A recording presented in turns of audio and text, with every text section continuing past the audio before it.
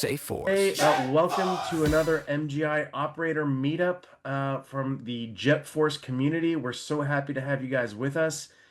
We know we speak to a lot of you guys, especially on the operations side, and we know you guys probably tend to watch these videos afterwards because you guys are probably running a job as we speak. So that being said, if you have any questions or you want anything for us to cover, specifically Ken, don't hesitate, reach out, send us a little message in the Jet Force, and we'll make sure to get to those questions in the next episode.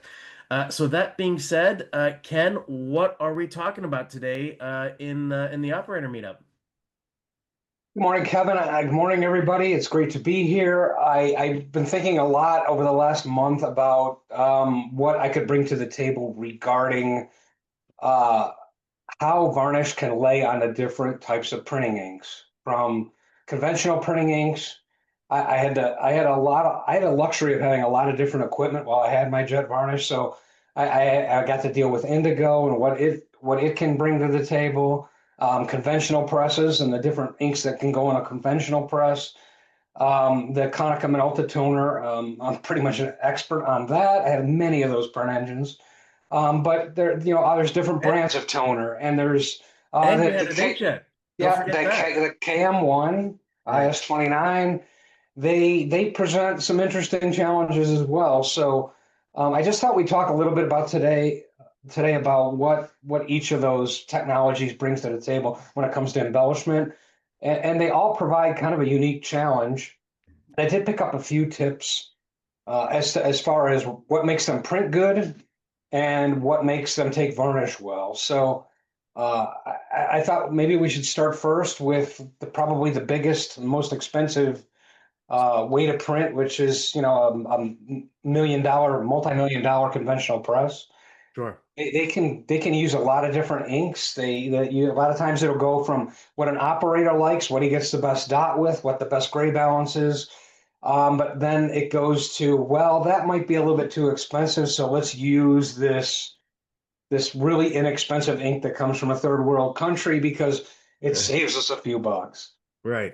Right. So what you're going to find with your cheaper conventional inks is they're going to use a little bit less pigment. They're going to use a lot more fillers. They're going to use a lot more oils, and oils don't want to take varnish very well. So uh, when your cheaper inks get to the embellishment press, you're going to find out that they're a little oily. They're a little high on wax, and when you try and put down varnish, it's not going to want to hang in there. It's going to want to run right off the surface.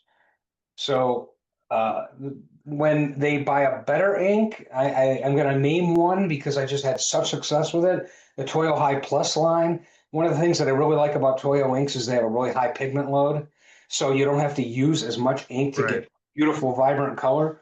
And when you get that good color in a thinner ink film, it tends to take varnish a whole lot better.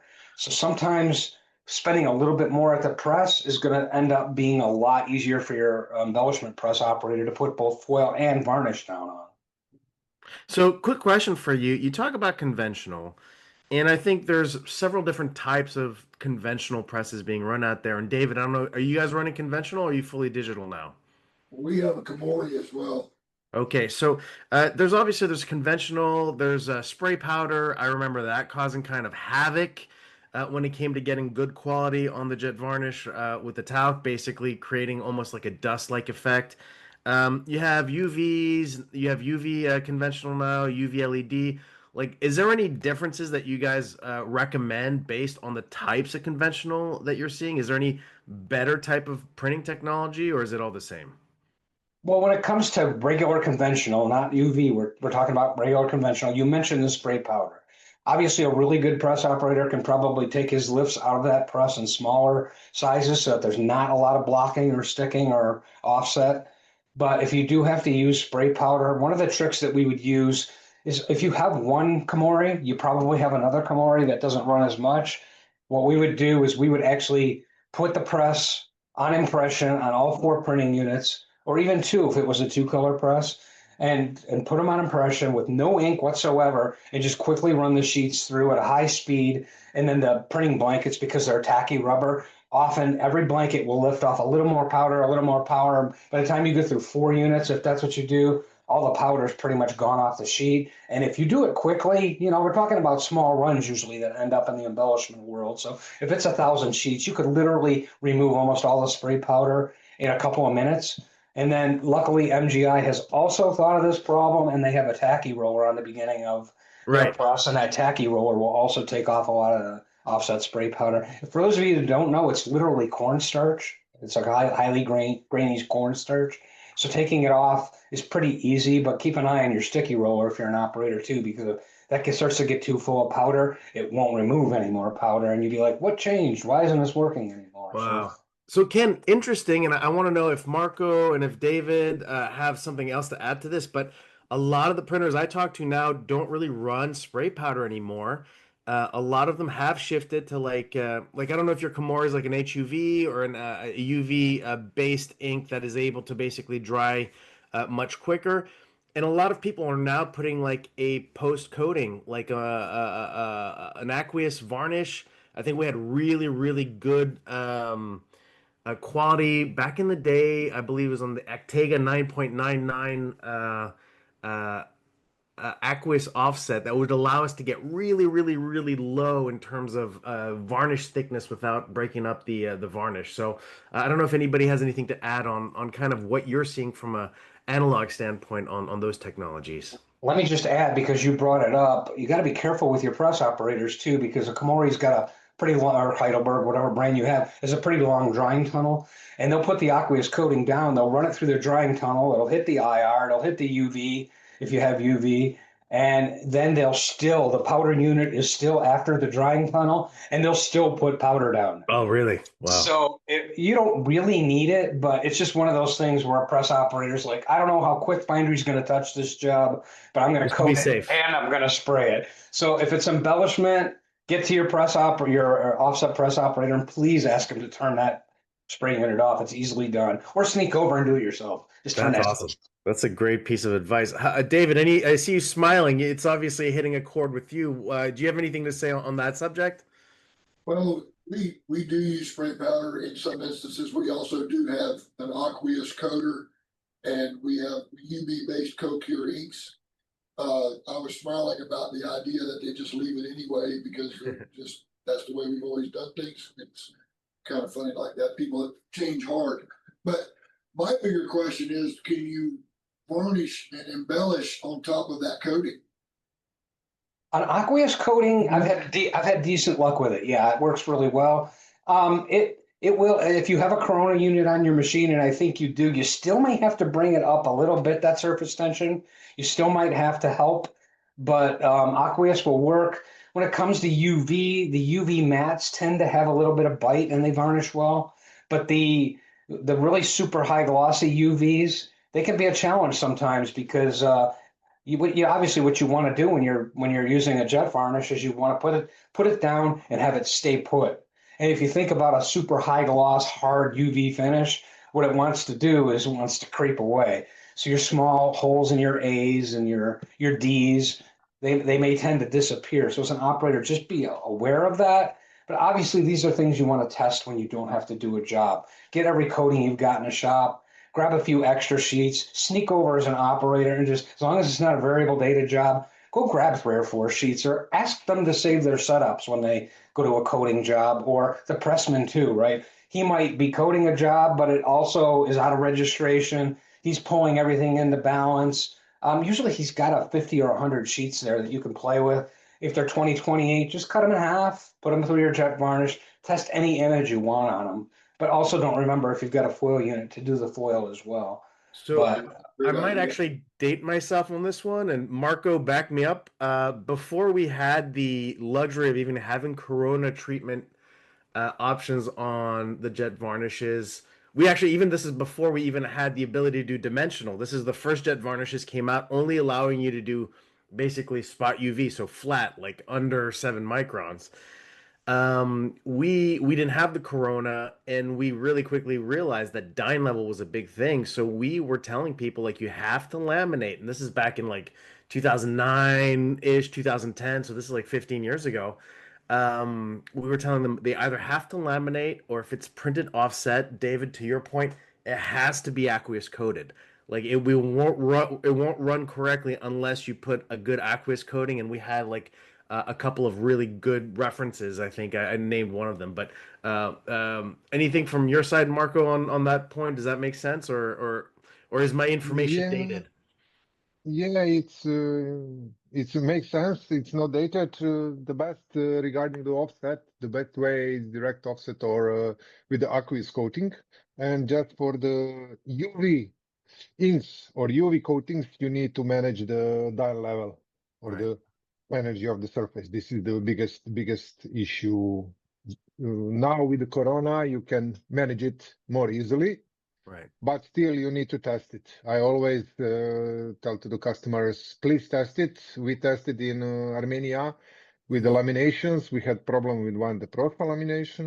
We tested all the laminations to showcase them that basically is the problem of the substrate, not the problem of the machine, Yep. because Yep. they didn't believe me. I needed one whole Yep. day to persuade them that basically the substrate make the problem, not the machine. That's a good point. That's a The other great. thing with aqueous coatings to be careful of is what you're basically having an aqueous coating is you've got water, you've got some ammonia and some other chemicals in there, but you also have dissolved solids. So a lot of it is ground up plastic in a sense, really microscopically ground. And if you get to some aqueous coatings that are really high quality and really expensive, the dissolved solid count can be higher than 50%. So it may just be that the super gloss aqueouses, I don't want to put a blanket on that all aqueous will work. Like Marco said, test it. But sometimes some of the cheaper gloss UVs or gloss AQs, sorry, are much better for embellishment. But what's the best for embellishment are the matte and dull aqueous coatings because they've got a little bit of a dulling agent in them, whether it's cornstarch, whether it's I don't know what they're using nowadays to dull down the aqueous, but that gives the varnish nice some teeth to grab onto when it does it. And I actually you want that anyway. Most people do want the spot UV, dimensional spot UV to stand out. So by dulling down your printed sheet and having your gloss varnish, it's a perfect combination. It also runs much better. That's a great point, And, Ken. And I think and obviously people totally agree with the importance of contrast, but something weird happened when we had clients. I remember doing demos. They were coming in with sheets that had been UV coated glossy. And we're like, okay, these are glossy coated sheets. Like they ran them through like a Harrison Bruno or something like that they had. And believe it or not, like the detail that we got when we dropped our UV on top of the flood UV is, in my opinion, the best detail the JetVarnish has ever been able to print. Like the way that the varnish kind of that glossy just kind of stood it up. The edges were razor sharp. The details on the small fonts were crazy, crazy sharp. I wonder if you have ever tried that or if you guys have played with that yet. But that was something that had really surprised us when we first started doing these demos with the new machines. yeah, because your down level was little lower than it should be, Right. and then the varnish was contracting itself and get it. So if you hit the sweet spot with your lines and everything, you can go even below 38 Dyne. Yep. This is unofficial thing, of course, Yes, of course. but you will get more sharper image or details or whatever, tiny lines and everything, but you need to be aware not to lose those details with the holes and everything. And I also want to mention that distinguish the difference between dye levels, wettability, and the adhesion. You can have the excellent wettability, but the poor adhesion. So always test your samples, your substrates for the adhesion in the next 24 or 48 hours. And that's exactly what happened. That was the issue, is the quality was phenomenal on some of these glossy flood UVs, but the adhesion was not. So it's funny you say that. That's exactly, you just brought me back 10 years. I remember those conversations that we had problems adhering on top of because what was coming off wasn't the JetVarnish, but it was the varnish that was underneath that wasn't adhering properly to the sheet. So that was kind of something else to keep in mind. I'd like to make a couple more points. I think that it's important for operators to also realize that there's different kinds of UV coders. You've got UV coders that have a long tunnel. Harrison Bruno's got one. It has IR knives and it really does a good job of carrying the coating. And then there's others that are really short, compact units that people have just to get some coating on. Sometimes they don't get enough time to really properly cure and cure hard. And then you end up with this oily, almost mess. Like it'll give a customer that if a job postcard is going to go right out the door from the UV coater, it doesn't matter. It's fine. But from an Right. embellishment point of view, it's kind of huge. You want that stuff to be cured so it's consistent and you know what you have to do to make it run well. And Kevin, I don't know if you could, for those of us that are going to watch this that don't understand Dyne level, I want to show a slide that kind of indicates where that sweet spot is so that you all know, especially if you're going to test with Dyne pens. If you kind of see in that 40 to 44 range there that's on the screen, what that's showing is that that's the varnish is going down and it's staying put. And that's really what's the most important. There's two things: that it goes down, it stays put, that the A looks like an A and the image looks like an image.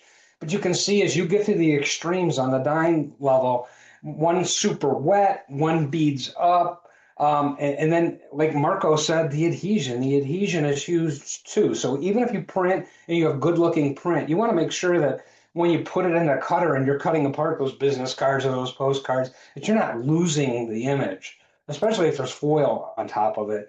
It will just obliterate when you go to the cutter and you're going to have a big mess. So if you have Dyne pens, aim for that 30. I don't even like 38. Marko mentioned it. With 38, you can tune it up with the Corona unit and get it into the sweet spot range. I really would like to see it at 42. Most paper manufacturers, the substrate is a little low, knowing that when you print, it's going to be perfect. But the manufacturers of both ink and toner and paper are now all aware of this sweet spot and what people want to do to the paper. So that it's kind of important that you're in the perfect range. And if you can get yourself a set of Dyne pens, they're on Amazon, they're not super expensive anymore. But anything you're going to do out of the norm, especially like somebody brings you this great gold substrate and it's going to make these awesome looking prints and we're going to embellish it, check it first, because they might be so low on the Dyne scale that you're never going to be able to bring it up enough to do what you need to do. So don't let those paper manufacturers and those marketing people in your print shop try and talk you into something that's not going to work. It's important that you partner with them and test all this stuff. What you mean, don't let a salesman try to talk you into something that won't work? What do you Yeah, mean? I know. One of my favorite sayings was well, I would say to the people, we can do about 3,000 different products with the equipment we have. Why is it you're always on the fringes asking for something we can't do or shouldn't do? And it's just like they roll their eyes, but it's like we really everything's got a sweet spot, and I wish they would just kind of focus in on what you do well. But I know you operators are constantly being asked to push the limit, and I was one of those people. Like I never wanted to tell anybody no, I would figure out, but I got to be honest, every once in a while I would get myself into a real bind. But now that they put the Corona unit, I'm speaking a little bit from the extreme experience because I didn't have a Corona unit at the time, and I got to test all these products and especially we need to talk a little bit more about the KM-1, but these hybrid UV inks were an interesting challenge. I could get them to work, but there was a real sweet spot for me getting those jobs when it came to a KM-1 and hybrid UV or hybrid UV off a press. I wanted to get my hands on those jobs as soon as I could. Like I would literally be waiting at the press for them to drop that delivery tray so I could get it because it's warm. It's a tiny bit tacky and it was just perfect to accept varnish. If I got a job where the embellishment file wasn't going to be ready for a week and the job sat, oh man, it just killed me because it's like every day is sad. It was going to be more and more difficult for me. But now that you guys have Corona units, you don't quite have the stress that I did. So, question for Marko. Is there a difference between the different machines that are out there when it comes to the appropriate dyne levels? Or is it all basically that 38 to 44 range? No, no, regarding our MGI machines, you can distinguish them. I always distinguish them between small and big format, B2 and B1.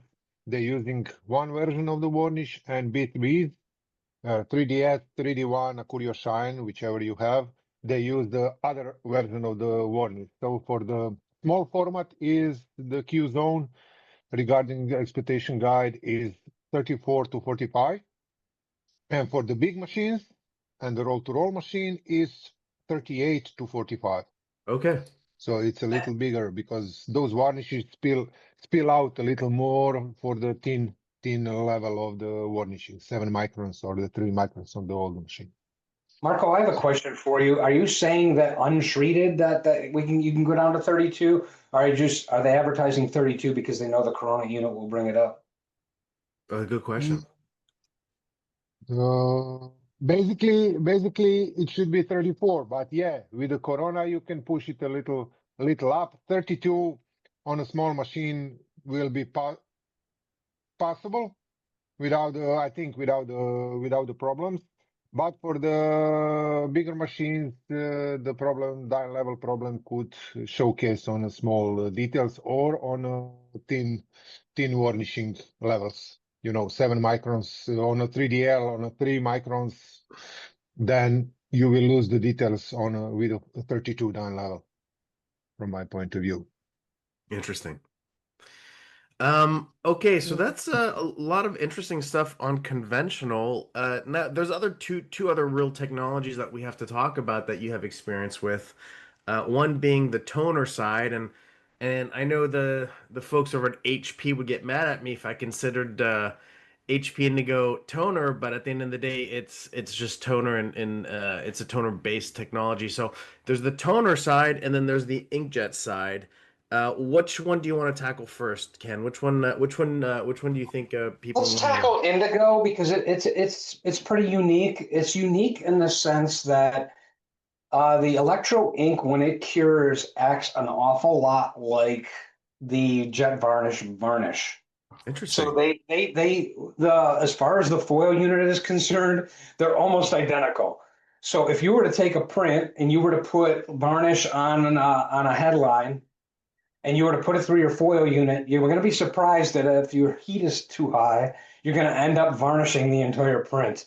You're Right. going to end up with a varnished HP print all the way through, no matter whether you put varnish or not. So luckily, the varnish sticks okay to their product, but so does the foil. So what they've done now is thanks to Konica, whether it's Konica Minolta or the people that they work with or MGI, the foils that they're producing now can be run as low as 90 degrees. And I've actually talked to somebody within the industry. They said you can get down to 80 degrees Celsius as well.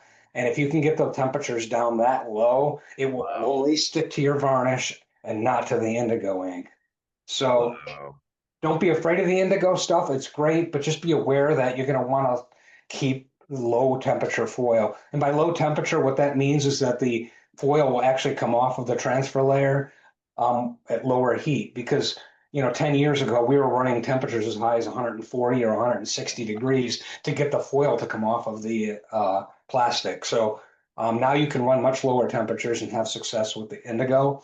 When it comes to hybrid UV, the KM-1, that's an interesting one because, like I said, I didn't have a Corona unit, so I would apply my varnish and I would see pinholes, I would see these strange stripes, I would see things that don't look like a jet out. I would see really inconsistent patterns, like I'd be running along and then all of a sudden it would bead up on a solid. So that's where I talked about earlier. If I could get those jobs early when they were warm and tacky, I had success. I would also just up the micron level. So if you're in a bind on a hybrid UV job or something that doesn't seem like it wants to hold it in place, the varnish in place, go ahead and put more microns down. At 40 and 50, I would have real trouble with pinholes and stripes, but I would get up to about 75 microns. The amount of varnish would be too much for the surface tension to fight. It would get under the penning set of lamps and it would hold it in place just long enough to get it through. But then again, you do need to kind of be aware of if you put 70 microns of varnish down on something that doesn't really seem to want to take it, make sure you check adhesion. You can screw around a little bit with heat and things to get it to adhere. Generally, you're going to be okay, especially if you have a Corona unit now, you can put it into a sweet spot, but just be aware that this is stuff that can happen. And if you put a little bit more varnish down, sometimes it can hide a few of the issues that you can have. Now, Kevin also asked about toner. Obviously, Konica and MGI are working very closely on the marriage between their toners and the varnish. They work very well together. There's not a whole lot that you have to do. It actually ends up being more of a substrate issue when it comes to that combination. but you're generally going to have success with those two products. I've heard Rico toner works fantastic. And I don't know a lot about a lot of the other toners, but I know that I've heard operators that work with Canon. Canon seems to work okay, but they're all gonna need you as an operator to use your skill level to go, okay, what's the right combination here? Less heat, more varnish, less varnish, more heat. Um, do I get the job right off the press? Do I wait a couple days for it to fully cure and fully get the waxes up to the top? Remember too that toner has waxes in it. So the waxes can be a little bit unpredictable, although the technology bond between KM and MGI is such that they're used to working one together, and they do work well together. But again, I think the biggest advice here, and everything we're talking about, and including what Marko said, is continue to test. Any downtime you have, grab weird stocks, grab weird jobs. Sometimes you're going to get jobs that are going to show up because your company's going to do the mailing and you didn't actually print it.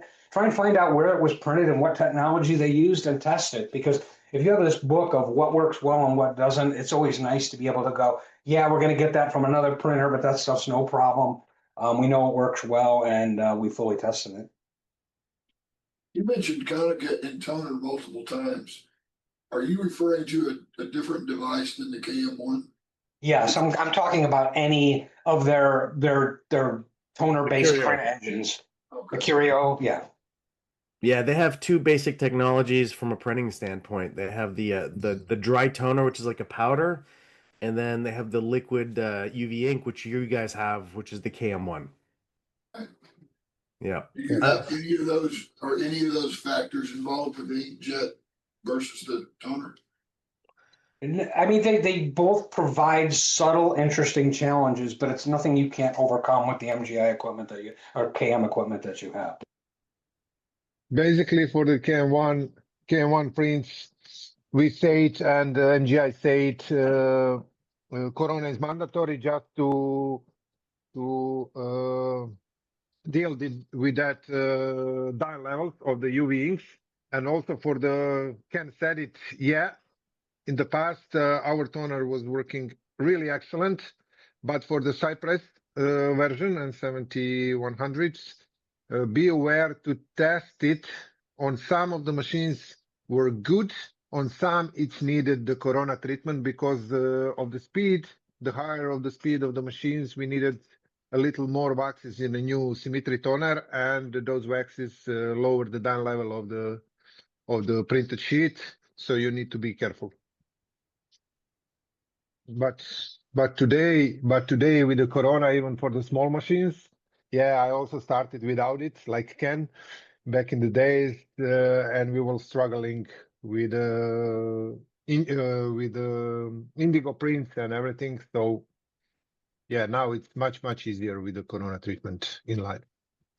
Yeah, I bring these things up from a long time ago because I just want you to know that obviously the companies that make this equipment have done a lot to make your life a whole lot easier. But I just want you to aware that there was a time before you were given the machine you have with the technology you have. So the problems that you're going to have, don't think that they haven't been run into before. We ran into them, but luckily these manufacturers, and especially MGI, have solved these problems, and you're in a much sweeter spot now, and embellishment has become far easier for you. So thanks to those guys really pushing the envelope on technology, it's gotten a lot easier. And that's one of the reasons we did this this JETforce, is to get people that information so that they don't have to learn it themselves, right? So this Absolutely. is really a therapy session for you, Ken. It is a bit of a therapy session, but I'm kind of proud that as one of the original JetVarnish owners in the United States that we had success and I was able to figure it out. But yeah, it did age me a few years trying to, like I've said many times, I was kind of out on a desert island here in Tucson, and getting help wasn't always so easy. So we had to be pretty creative and use our ingenuity to try and get through some of these things. So we've got. Bloody. David, I wanted to ask you, which machine do you drive in your production of the MGI machine? The 9000L. 9000L. Okay, it's a nice one. And they had a 3D1. Nice they had a 3D1, Marko. They just upgraded to the B2 version. So they went from 3D1 to 9000L. 9000, and you probably see the difference with the varnish and the details that you can achieve with 3DL 9000L or what you had in the past with 3D1. Oh, yeah. And the foil Yeah. obviously is a big difference too. The foil, yeah. Yeah, you guys didn't have foil in the 3D one. We had a sleeker, but that was a totally separate workflow. Yeah, yeah. Yeah, this is something else. Yeah.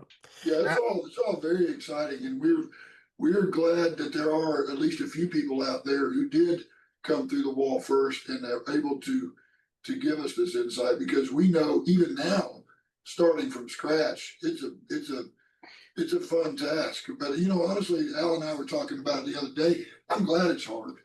Yeah. If it wasn't hard, there'd be 500 people on this call. And you said that so well, and I always tell the operators too. I know nobody's going to think this. You can quietly think it to yourself, but when you get good at this, you're going to be the cream of the crop. You really are. You have to take knowledge from all aspects of the printing shop, from pre-press and file design, all the way to how it's going to perform when it leaves bindery. You are that person. You have to make sure that everything is cohesive. It all comes together and produces an awesome product. And when you get awesome at it, you are going to be the best operators out there. So, look, I look forward to your journey. I can't wait to see your products, and I've already seen some. It's quite impressive. You should be proud. I appreciate that. I'm glad two of our operators are here to hear that as well. Thank you. Yeah. Yeah. Well, listen, guys, before we go, David, and your team, and then even Marko, any requests for next month's operator meetup? Anything that you guys want us to tackle specifically that maybe you're having some issues with, or Marko, stuff that you think that we haven't probably covered or need to cover again? One thing I will throw at you, we're actually going to be testing it either today or tomorrow. We're going to start the testing process, and that's coating on top of varnish to get to dull it down using the Komori, because our coater is the same one that is used offline that people are using now. So we're going to attempt that. If you have any insight into that, I'd love to hear it. Okay, very good. That's a good point. Yeah. So Ken, you understand the assignment? It's they want to be able to do kind of the matte varnish by running glossy 3D through their coater, and maybe best practices around how to achieve that effect is, I think, what they're looking for. To get the tactile feel with the dull look. Yep. Yep. Very cool. Great idea. Marko, any ideas on your side? One of the other things that we do is we cannot spot soft touch. So we soft touch the whole piece, and then we come back and varnish anything that we don't want to have soft touch to fake the soft touch.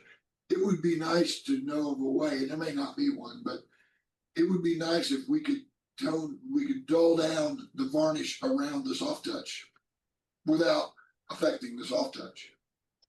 Well, I've had a lot of mixed results with soft touch UV, but I know the one thing that works better than ever, and it might not be cost effective for the project, but there's some laminates out there. They're just sick. They work so well. Like, they're almost the best printing surface you could do for the JetVarnish. So if you can afford the soft touch laminate and then put it through your JetVarnish, it's amazing. That's what we're doing. We're soft touching it and then varnishing it. Well, so you're not having success with the particular laminate you're using? He's reversing it out, so it's probably very reversing it out. Yeah, got it. Yeah. We're having great success with it. And for example, we have one we're doing right now that's well, let me back up. I'll give you the one that we already sent to a customer. That's a shoe line. And we make that shoe feel like leather by soft touching the whole thing and then varnishing around the shoe so that the only thing that's soft touch is the shoe. But the question that I have is there a way to tone down the varnish around the shoe without affecting the soft touch? So a couple of things for you to try on this. Number one, I'm sure that you've already played with the ability to break up the varnish pattern. Yep. And that might not be what you're looking for, not be enough of a dull down. We're actually experimenting today and this week with the noise, adding diffusion dither, the FM screening effect. There it is. Haven't seen those results yet, but we're working on it. So There's actually that's some board templates, I believe on the MGI too, that also have textures that can give you that look without, it might not be what you're gonna try, might not be enough. I believe there's some, they're almost like, almost look like a screen, like if you were to hold up a 30% screen to the light, they actually print like that. Also, you can go down to the dithering mode. Check the dithering mode. I Dithering, did this, dithering, and go down in a mask file, let's say on 2%, 5%, 10%. Do the tests and see how it will behave. I did something similar on one customer job on 9000L, the same machine that you have. And I went down on 3% on I think 12 micron thicknesses. You need to have the dithering on, and then it gets some satin effect. It's not completely matte effect, but we got something like a satin effect to dull down the shinies of So the very varnish low- or very- there. So very low micron as well.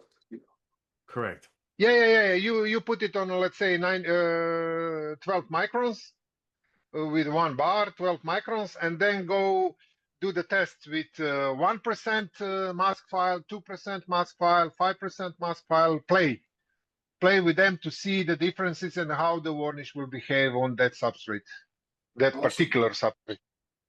We will do that. Thank you. And then And that takes care of next week's call. well, we do a little troubleshooting while we're on this one. And then last little idea to try.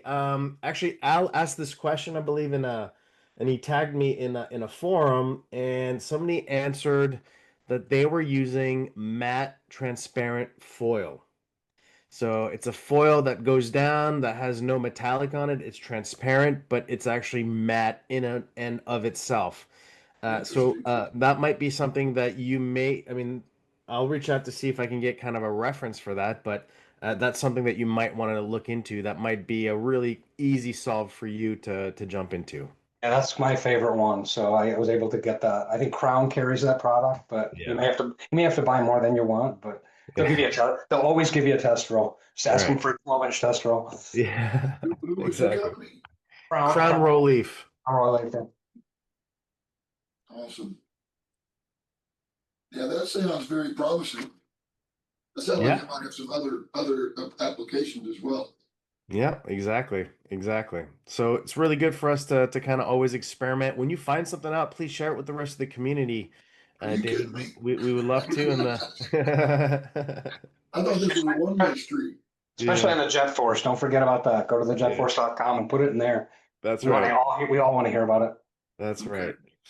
All right, guys. Well, a big thank you to our amazing host, month after month, year after year, Mr. Ken Huizenga. Thank you for giving us that lowdown on all the different ink technologies and giving us some interesting ideas. Of course, big thank you to Marko as well from Konica Minolta for your enduring technical support, which is always spot on. And big thank you to our friends that are watching the video, and of course our friends from Kennickell as they start experimenting with their 9000L and jumping into the worlds of foil and digital embellishment. So everybody, big thank you for joining us. Drop in the comments. Let us know what you want to see next time. And in the meantime, have a great month, and hope you guys have a fun weekend, guys. Thanks again. Awesome. Thank you, guys. Bye, everybody. Dial it into the shine, 'cause through from setup to the final move, we level up the way those covers move. Say Jet, you say Force. JETforce. Hands up higher for the digital course. JETforce. Ooh. All together in sync. One team, one press, one link. Side by side at the demo stand, screens glow blue as we map.